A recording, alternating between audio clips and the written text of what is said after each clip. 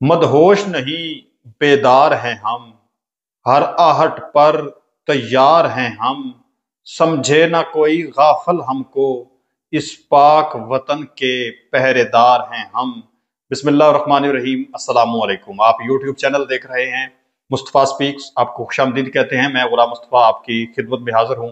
नाज़रीन, बहुत बड़ी खबर सामने आई है कि जो हिंदुस्तान है, जो भारत है, जो इंडिया है, उसने एक मरतबा फिर सीज फायर की खिलाफ वर्जी करते हुए पाकिस्तान के ऊपर हमला किया है, शदीद तरीन फायरिंग की है।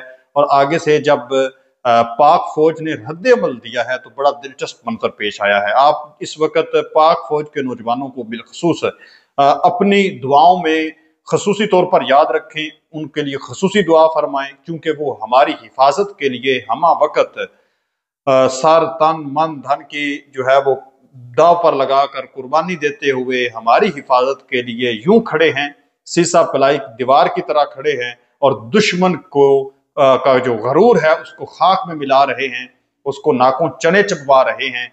ये सारी डिटेल आप लोगों के साथ आज की इस वीडियो में शेयर करनी है। कहां पर हमला हुआ है? बिल्कुल अभी हमला हुआ है नाजरीन। आजरबाईजान जो है उससे आम तरीन बयान सामने आ चुका है, पाकिस्तान के साथ वो खड़ा हो चुका है। चीन जो है वो बलोचिस्तान में एक बहुत बड़ी इन्वेस्टमेंट करने जा रहा है।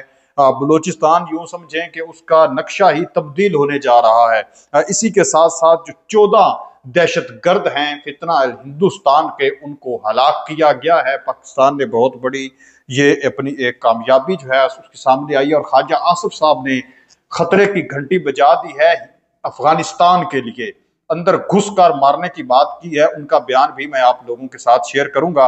नाजरीन, सबसे पहले जो बड़ी ब्रेकिंग न्यूज है, जो बड़ा ब्रेक थ्रू हुआ है, वो ये हुआ है कि लीपा सेक्टर के ऊपर पहले इन्होंने हमला किया था। भारतीयों ने सीज फायर की खिलाफ वर्जी की थी, जिसके नतीजे में जब पाक फौज ने आगे से रद्द-ए-अमल दिखाया, एक्शन का रिएक्शन जब आया, तो फिर ये बर्दाश्त ना कर सके, इन्होंने व्हाइट झंडी लहरा दी। जब इनकी 4 से 5 चौकियां तबाह हुई, इनका गरूर खाक में मिल गया। जो वहां पर ये एक रोड बना रहे थे, सड़क बना रहे थे, डैम बनाने की कोशिश कर रहे थे, हर चीज मट्टी में मिल गई। तो उसके बाद इन्होंने फिर बस ट्वीट किए और बयान दिए कि बस जंग के लिए तैयार रहें, ये कर देंगे, वो कर देंगे। पूरी दुनिया से इस वक्त मोदी का मुंह काला हो रहा है और पाकिस्तान अपने पर फैला चुका है।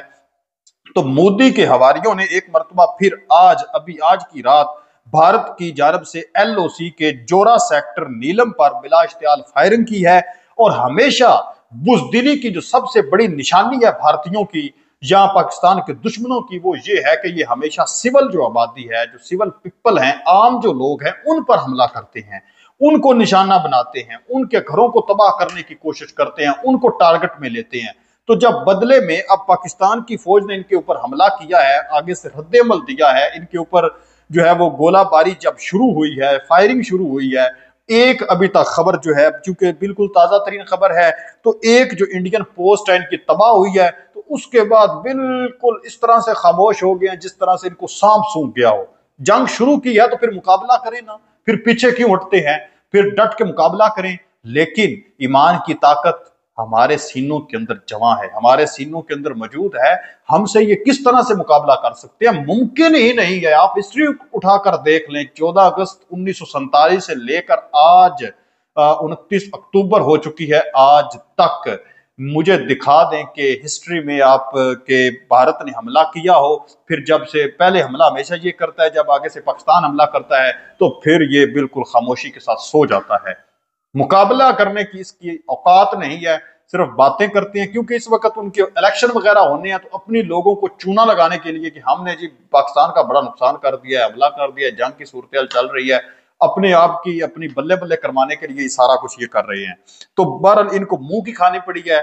बड़े ही जो है वो शिकस्त फाज से हम कनार हुए हैं। ख्वाजा आसिफ साहब ने, लेकिन ख्वाजा साहब का बयान बाद में रखता हूं। दहशत गर्दों की नाज़रीन चलतन के जो पहाड़ हैं वहां पर भी फितना अल हिंदुस्तान के, यकीनन ये भी इंडियन ही इसमें मुलव्वस होंगे। जब तखरीबकारी की इन्होंने वहां पर कोशिश की, वहां पर 20 लोगों की मौजूदगी का जब पता चला, कुछ हलचल जो है चलतन के पहाड़ों पर जब देखी गई, तो फौरी तौर पर एक्शन लिया गया पाक फौज की जानब से, सिक्योरिटी फोर्सेस की जानब से। और 14 जो दहशत गर्द हैं फितना अल हिंदुस्तान के, उनका गरूर खाक में मिला दिया गया।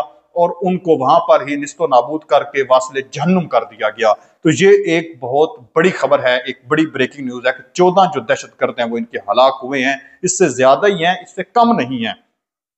नाजरीन मोहतरम, इसी के साथ साथ जो आजरबाईजान है उसकी जानब से भी आम तरीन बयान सामने आ रहा है। सोशल मीडिया के बड़े उनके आम तरीन एक्टिविस्ट हैं, एक पॉलिटिकल शख्सियत हैं, उनकी जानब से एक ट्वीट किया गया कि पाकिस्तान हमारा भाई है और आजरबाईजान पूरी ताकत, दिल और यकजहती के साथ, मजबूती और फख्र के साथ पाकिस्तान के साथ खड़ा है। आजरबाईजान पाकिस्तान के साथ खड़ा क्यों ना हो? जब आजरबाईजान और आर्मेनिया के अंदर जंग चल रही थी, मैंने खुद वहां पर जाकर देखा है आजरबाईजान के अंदर कि आज भी आजरबाईजान के लोग पाकिस्तानी लोगों के साथ इस कदर मोहब्बत करते हैं और इंडियन के साथ इस कदर दुश्मनी रखते हैं कि इंडिया के जो लोग जाते हैं वो भी वहां पर जाकर बताते हैं कि हम पाकिस्तानी हैं। क्योंकि पाकिस्तान के लोगों का और इंडिया के लोगों का अक्सरियत जो कल्चर है, जो रस्म रवाज हैं, वो आपस में मिलते जुलते हैं। एक ही इलाका था, एक किस्म के रस्म रवाज थे, इकट्ठे रहते थे, बोल चाल चलन, कपड़े, रंग ढंग, हर चीज तकरीबन सेम सेम है। तो वहां पर झूठ बोलते हैं क्योंकि वो इंडिया के साथ बड़ी नफरत करते हैं। इंडिया जो है उसने हमेशा आर्मेनिया का साथ दिया है और पाकिस्तान ने हमेशा आजरबाईजान का साथ दिया है। मुश्किल की घड़ी में हमारे फौजी वहां पर गए हैं, आजरबाईजान की धरती के लिए उन्होंने अपना खून बहाया है।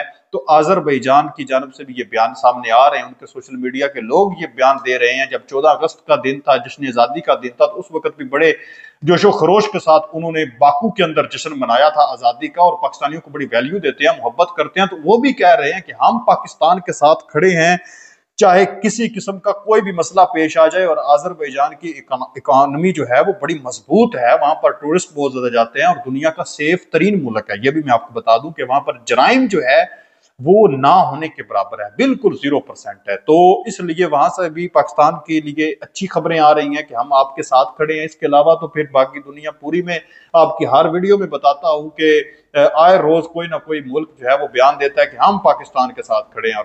और भारत के लिए हमेशा यही कहते हैं जी 07 का मुकाबला तो 06 का मुकाबला, वहां उनकी बदनामी हो रही है। चीन जो है वो बलूचिस्तान के अंदर 100 अस्पताल और इक्तसादी जोन बनाएगा। ये बयान आम तरीन सामने आ गया है जी कि चीन जो है वो बड़ी इन्वेस्टमेंट करने जा रहा है बलूचिस्तान के अंदर।